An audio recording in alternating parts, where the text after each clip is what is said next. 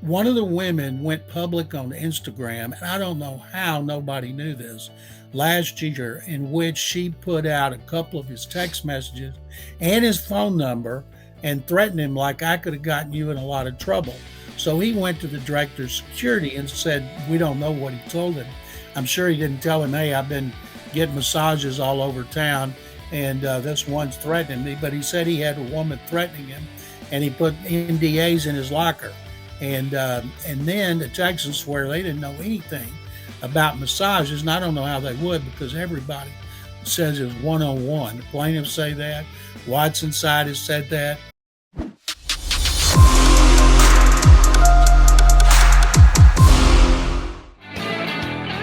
You've got John McMullen, Jody McDonald here with you on Birds 365. Joining us for the next 25 minutes is a good friend of this show, my radio shows for many years. I'm a little disappointed now that he's retired. I thought maybe he'd add a little salt to the chin as well, because he certainly got the same gray mustache as McMullen and I. But he's looking good, and he's working harder than ever as a radio star down there in Houston on several different radio stations. Our buddy John McClain hops aboard with us on Birds 365. How are you, JM? Jody, John, I'm doing great. I hope you guys are too. Good to see you, John. First off, before we get into the serious stuff, I saw you were going to throw out the first pitch at an Astros game. Has that happened yet? How much pressure is that on you? Are you thinking about it? When is that going to happen, or has it happened? No, it happened Sunday. The Rockets honored me in their last game, and I had to shoot a free throw for charity right before the opening tip. And the players are all there watching me. They had people lined up on the free throw line behind me, and I didn't want to shoot an air ball. So I got my old basketball out, and I worked out in the driveway, and I clanked it off the rim. But to me, that was just that's good, though. You caught iron. You wanted to catch iron. You caught iron. I've been playing catch, getting ready for Sunday's throw. And Justin Verlander will come in and relieve me, and I hope I don't intimidate him. Yeah. But George Bush, he had the best one to me. Best first pitch. Ton of pressure. That's an exciting thing, John. You've gotten to do a lot of things. The free throw as well. It shows how well respected, how well liked you are down there in Houston. I saw you went in the Texas Hall of Fame as well. They're going to have to, how many Hall of Fames are you in? They're going to have to create some more Hall of Fames. Pro Football Hall of Fame, Texas Sports Hall of Fame. I think that's it. I'm getting honored next week for charity, and they've got people like Kenny Houston, Robert Brazil, Elvin Bethea, Gary Kubiak, Dan Pastorini coming out. Toast, they call it, and happy to do it. I've been overwhelmed by the response. I retired from the Chronicle, but I still do 10 weekly radio shows in 6 cities, which I've been doing for years. And I'm on the Texan flagship 4 times a week, so I go to all their practices. But just talking about sports, you guys know what that's like. You do it 24/7, and so I like to be paid for it too. He's still cashing those checks, but he is as loyal to the NFL as anything else. You mentioned still going out to those Texans practices, sessions, workouts, call them what you want. Here in Philadelphia, they have gatherings because they'll only do 7-on-7, not 11-on-11. How much work is Lovie Smith putting in down there in Houston? Lovie, of course, is the first-year coach, third time he's been an NFL coach. He calmed turbulent waters when they named him over a former Eagles quarterback, Josh McCown, and what they were about to name McCown, and they were getting criticism like crazy locally, nationally. So they elevated Lovie. Players like him, respect him. He was defensive coordinator, associate head coach last year, and they really need the off-season program, especially the OTAs, for teaching. And I've been out there for the ones that the media was allowed to witness. And so there's a lot of teaching going on, not just for new players, but a lot of new coaches. Pep Hamilton was promoted from passing game coordinator, quarterback coach to offensive coordinator. He had 5 teams pursuing him. And as the Eagles will see when they come into NRG Stadium this season, they'll see a team that has more talent than last season, but is still a long way to go from competing for the playoffs. They'd won the division title 4 times in 5 years under Bill O'Brien. And in 2019, which seems like 20 years ago, they beat Buffalo in the playoffs, led Kansas City 24-0 in the second quarter at Arrowhead before choking that lead, and they've gone down the toilet since. Yeah, John, how close, because we know Josh well here in Philadelphia, how close was he to getting that Texans job? That close? And close. By the way, That's close. Not only Josh, but also Jonathan Gannon, because he was probably the third, I guess, in that trio. Was it really just the pressure, and if maybe they acted earlier? And then kind of secondly on Josh McCown, he seems, and I've been talking to people for years about Josh. He's going to be a future head coach. They've been saying it for years. Why doesn't he kickstart that process somewhere else? Is there a chance that Lovey is sort of another David Culley, and eventually Josh McCown is going to be the head coach there? He will not be a one and done like David Culley. No way. Jonathan Gannon had 2 good interviews. They liked him a lot, but their plan was to name Josh McCown the head coach, which made no sense considering he's only coached in high school. Once I knew they were going to do that, I started calling people with the 12 teams he'd been with. Everybody swears by him, not just the fact that he's a great guy, but he's got a chance to be a great coach, but he needs to start at the bottom. And they kind of pulled the rug out from under him. And Lovie Smith has had him with 2 teams, and he wanted him on the staff, but McCown I don't think he was ready to take that jump after they pull the rug out from under him. And I'm pretty sure after another year off, he's going to surface somewhere as an assistant coach, work his way up, and have a chance to fulfill all the high expectations people would have for him. All right. Speaking of taking a year off, like John McClain, taking it off from writing, but not radio, David Culley, 1 year shot, assistant forever, finally get his chance in the big chair, has to deal with the Deshaun Watson situation, was none of his doing, but he's got to be the guy who's got to deal with it throughout, and gets his walking papers at the end of the year. Was it fair to him? Are we going to see David Culley again? Has he asked you to go fishing with him yet? What is David Culley up to these days? Right now, David's taking a year off. He got his knees replaced after the season. He said he and his wife love it here. They've got a great spot out right just outside of town. He's playing golf. He's traveling a lot. He said it's the first time he's ever traveled with his wife when it wasn't work related, and he's having a blast. He had a 5-year contract. He got fired after 1. He walked away with a lot of money. Nice. He had offers immediately from coaches who've had him in the NFL. But I know this, he may retire. He may just take 1 year off. Right now, David doesn't know. He's one of my all-time favorite guys, but I was the only media person in Houston who thought he deserved a second season. And didn't have anything to do with the record. It had to do with a lot of his coaching decisions, and I thought David was great to deal with, and I thought he did deserve a second season. But when I look back on the McCown situation, it makes me think they knew that they were going to hire McCown. They were going to try to hire McCown. And so they fired David. And of course, he walked away with a lot of money. But, that's not always the situation. It won't surprise me at all if he doesn't come back as a receivers coach after 1 year off.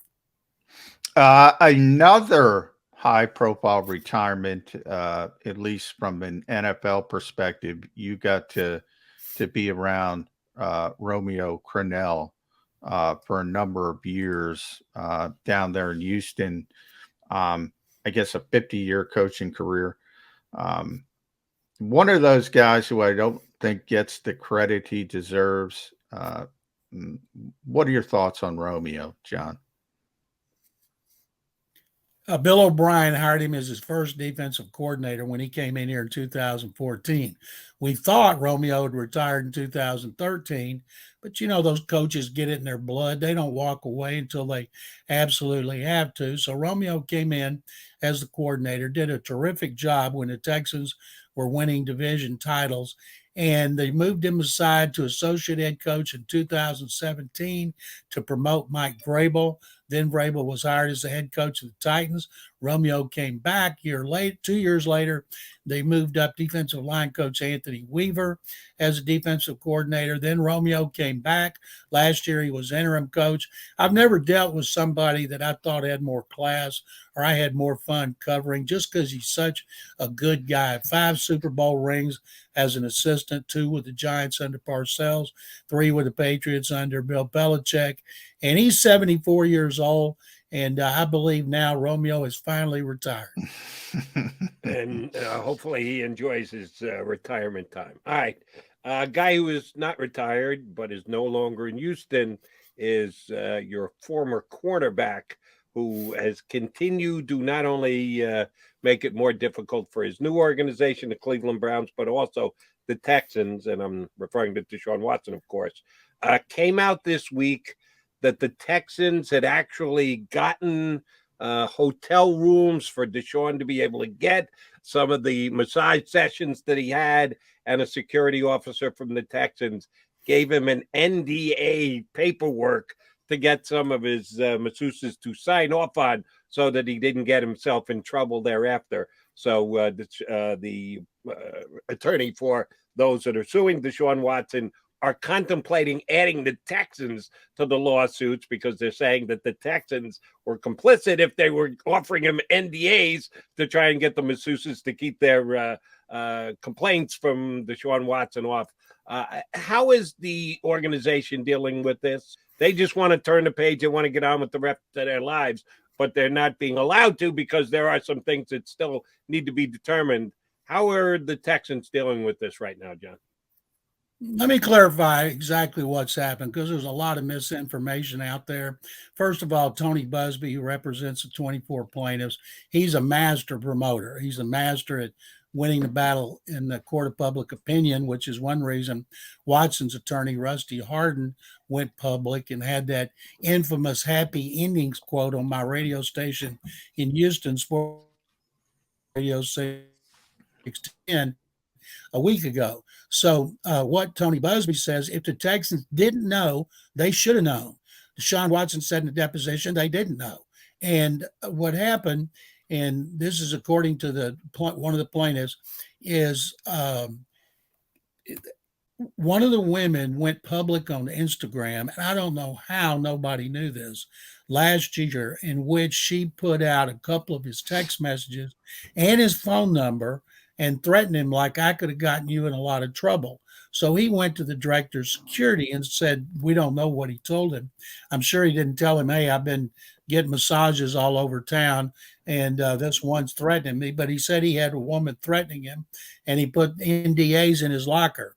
And then the Texans swear they didn't know anything about massages, and I don't know how they would because everybody says it's one-on-one. The plaintiffs say that. Watson's side has said that. It was him and different masseuses. Now, there's a bunch of Texans and a bunch of celebrities in our city, including owners who are members of the Houstonian Spa and Resort, including Watson. And originally, when he came to town, he wanted a membership somewhere. They lined him up to get the membership there. Now, according to the plaintiffs, he had 7 massages there and had his own private room. As far as I know, the Texans have kept the NFL up to date on everything they knew. I don't see anything happening to the Texans. Everybody's waiting for Roger Goodell to decide what he wants to do with the suspension. Originally, Jody and John, I thought it'd be like 6 games, maybe 8. And now I'm thinking it could be a season.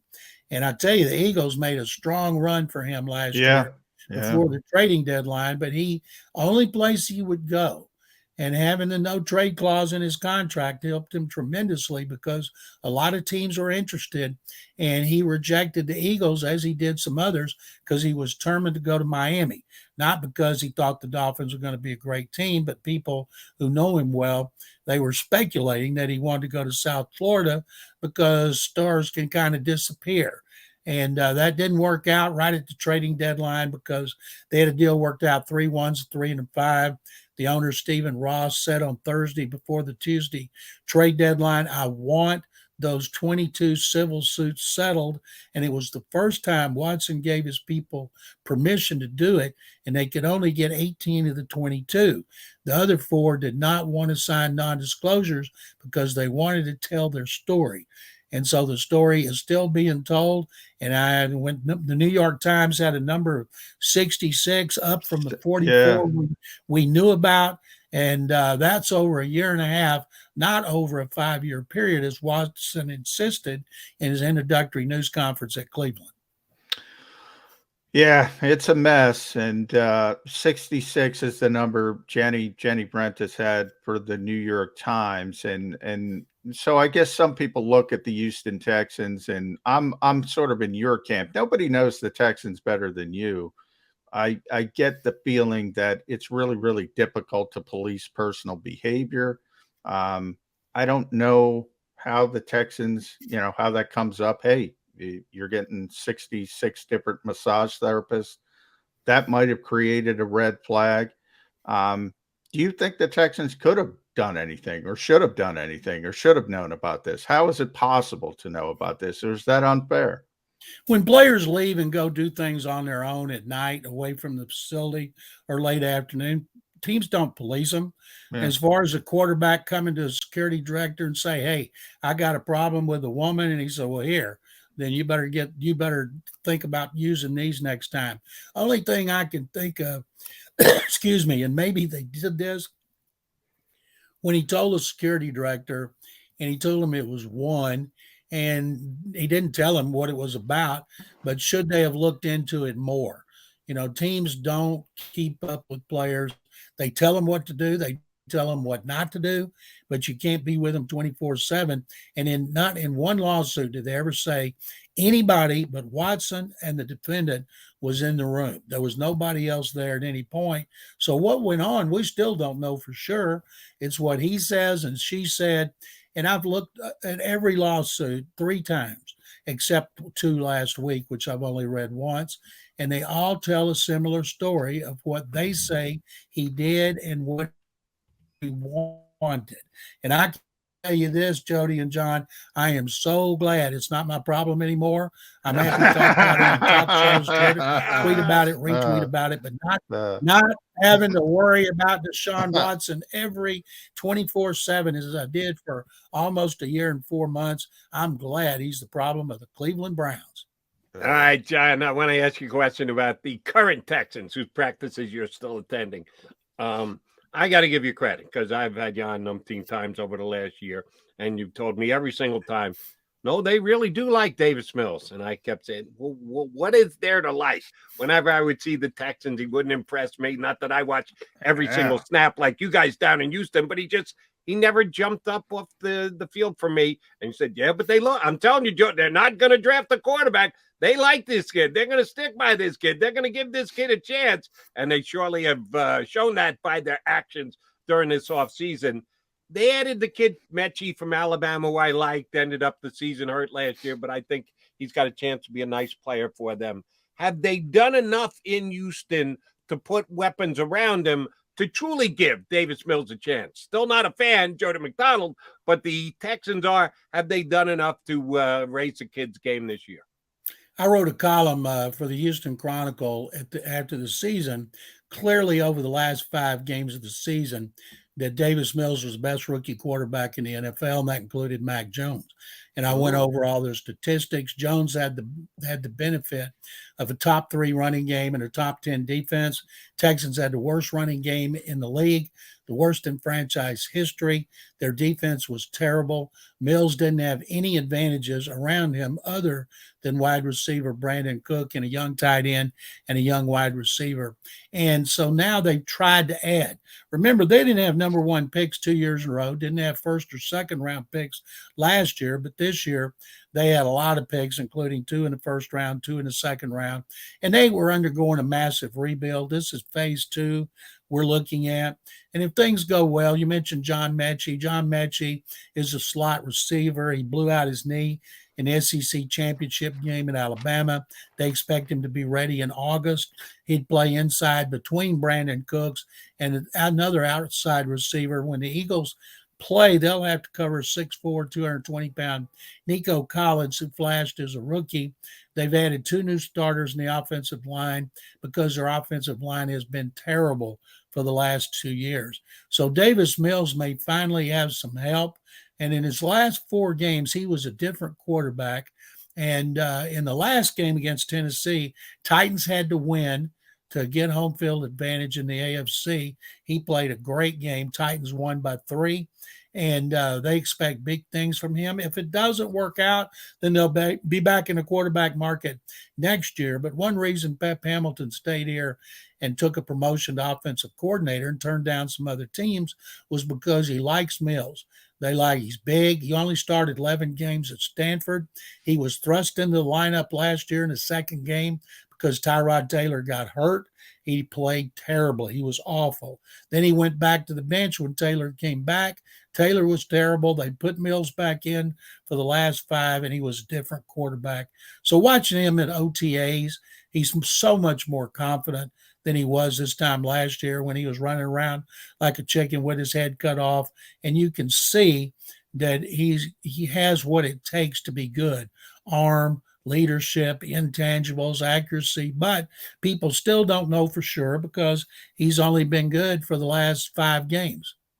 John, I want to talk to you about another young quarterback, and that's the Eagles quarterback, Jalen Hurts, for this reason.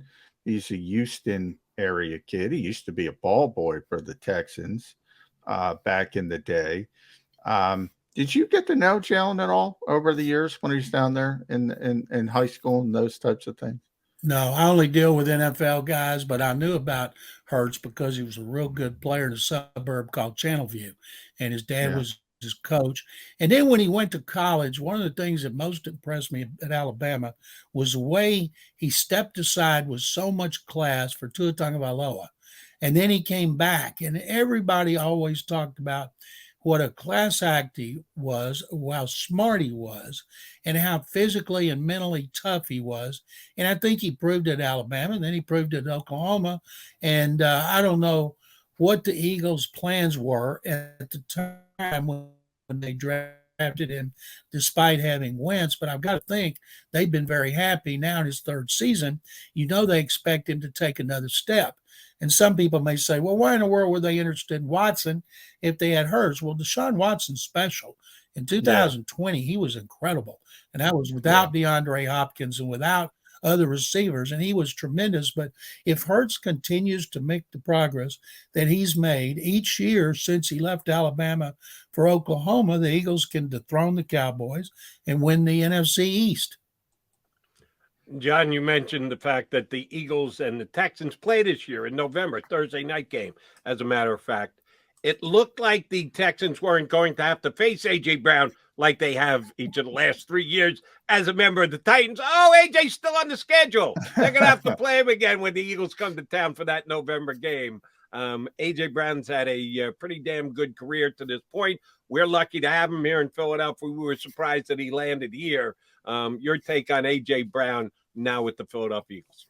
I've been doing radio weekly in Nashville for 26 years since the Oilers moved up there. So I've followed them closely because I have to talk about them so much. And let me tell you what, teams in the AFC South, especially the Texans, they were so excited when he got traded, not just out of the division, but out of the conference, because he had roasted them. He toasted the Texans. If he didn't get 100 yards, he was disappointed. And one of the things that he was so good at is because he's so strong and he's deceptively fast, but he breaks a lot of tackles. He is a Philadelphia type player. He's physical. He never lets up. If he's hurt, he's got to be hurt really bad. The Eagles are going to love Brown. And people here are loving the fact they don't have to play him 2 times a year because he just obliterated them.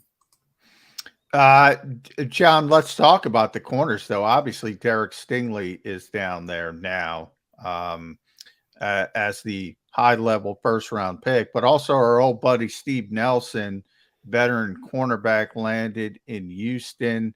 With Stingley there, is he still sort of penciled in, Steve Nelson, as the starter corner, the other cornerback position down there?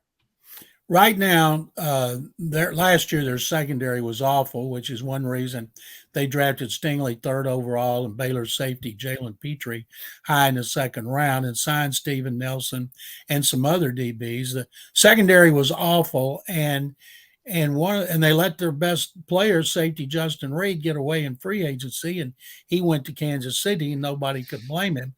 So Nelson, as you guys know, 4th team in 7 years. Yeah, he's competent. But Stingley's got a chance to be a superstar, and they've been taking it easy on him in OTAs because of the foot injury he had last year. He ran a 4.37 at LSU's Pro Day. But Lovie Smith, one of the things he does, if a guy's been injured, it's all about the mental part in the offseason program. Stingley's out there doing walkthroughs, and when he lines up, he just looks like a guy who could be a great player. But they're hoping their secondary is vastly improved, and we'll know whether it is or not, depending on the pass rush they get. All right, last one for me, JM. One of the things we've been bemoaning here in Philadelphia during this offseason is the fact that Aaron Sipas, their punter, has no competition. Didn't make sense to us. He kind of struggled in the second half of the season. Maybe a guy who doesn't do well in the colder weather. He just kind of fell apart the last couple weeks of the season. You got a guy we know a little bit named Cam Johnston down there. They still happy with him? Any chance he's going to hit the streets in Philadelphia? He can swoop in and pick up an improved punter, or is Cam locked in as your guy? Well, John needs to wake you up when you quit dreaming, Jody. And first of all, last year when Nick Caserio had a revolving door at NRG Stadium because of all the players he brought in, veterans from other teams, all on cheap deals. The only one he didn't give a cheap deal to, and the only one who got more than a 2-year contract was Cam Johnston. And they loved the guy, not only on the field, but watching him at the sideline. We like interviewing the guy. I'm sure he was terrific up there. So there's a lot of players could be going here. Cam Johnston is not one of them. Well, let's talk. I'll leave it there at McClain _on_NFL, the great John McClain. Houston Texans, what is, you mentioned Nick being there as the GM. They've had so much turnover, so much churn as he tries to get good players into that and rebuild the organization. What is the strength of the Houston Texans right now, John? People ask me that all the time, and I'm like, Cam Johnston, they got some things that could be good, but right now you can't look at anything and say that's the strength. Davis Mills has only been good for the last 5 games. A lot of questions about him. Worst running game. Offensive line was terrible. I think Brandon Cooks and Nico Collins, if I had to pick something, I think I would say wide receivers or linebackers. They drafted Christian Harris from Alabama. He was working with the first team this week, but they don't really have anything that stands out because everything has gotten overhauled in this massive rebuild, which is one reason they gave Nick Caserio a 6-year contract to leave New England and be the general manager, and they gave him carte blanche. He's in charge of everything involving personnel, and he has moved a lot of players in and out. But the draft, it's the first time they've had a number 1 pick since 2019 because of Bill O'Brien's trades. And next year they've got 11 picks, including the Browns number 1. They should have more than $100 million in salary cap room, and Caserio had to clear up the salary cap issue. So he's not going to be like Jacksonville and try to win March, but he will spend some big money on a couple of free agents, I believe. And I think in 2023, the Texans will be really competitive for the first time since 2019 if Davis Mills plays the way they hope he will. Oh, we saw him stroke the chin. We'll see if the next time we get him back on, it could be more like John. May need to do a little work. Lovey Smith, he's got no shot because Lovey's got that really good, brave, gray beard. We got John McClain growing a couple of chin hairs before we get him back up again. John, we miss reading you, but I wish I'd catch you more on the radio. I guess, are you on any Odyssey stations down there? That's my station, Odyssey, sportsradio610.com. I got to punch up the Odyssey app. I should know better. John, as always, a pleasure. We appreciate you hopping on board. You know we're going to get John when we get closer to the season. Thanks for hopping on with us today. Jody and John, thank you guys very much. Hope you have a great weekend. Thank you, John. John McClain.